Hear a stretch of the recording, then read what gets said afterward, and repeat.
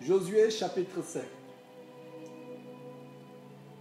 Lorsque tous les rois des Amoréens à l'occident du Jourdain et tous les rois des Cananéens près de la mer apprirent que l'Éternel avait mis à sec les eaux du Jourdain devant les enfants d'Israël, jusqu'à ce que nous eussions passé, ils perdirent courage et furent consternés à l'aspect des enfants d'Israël.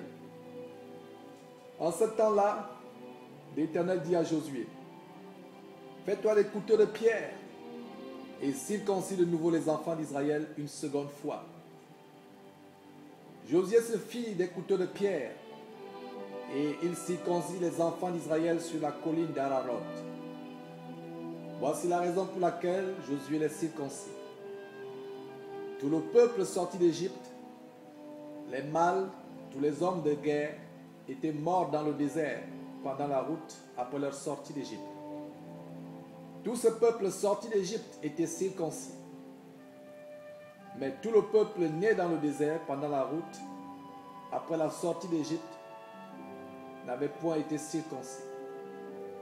Car les enfants d'Israël avaient marché 40 ans dans le désert, jusqu'à la destruction de toute la nation des hommes de guerre qui étaient sortis d'Égypte et qui n'avaient point écouté la voix de l'Éternel.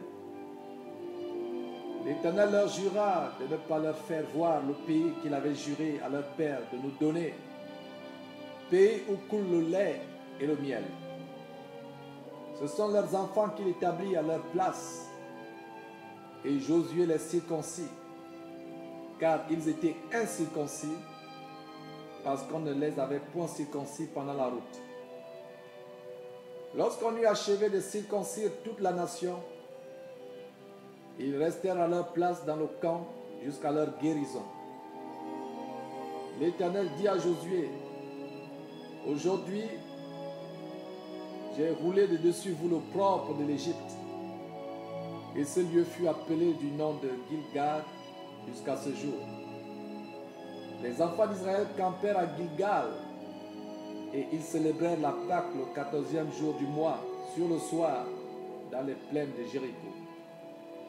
Ils mangèrent du blé du pays le lendemain de la Pâque, des pains sans levain et du gain rôti.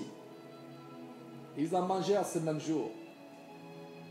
La manne cessa le lendemain de la Pâque, quand ils mangèrent du blé du pays. Les enfants d'Israël n'eurent plus de manne, et ils mangèrent des produits du pays de Canaan cette année-là.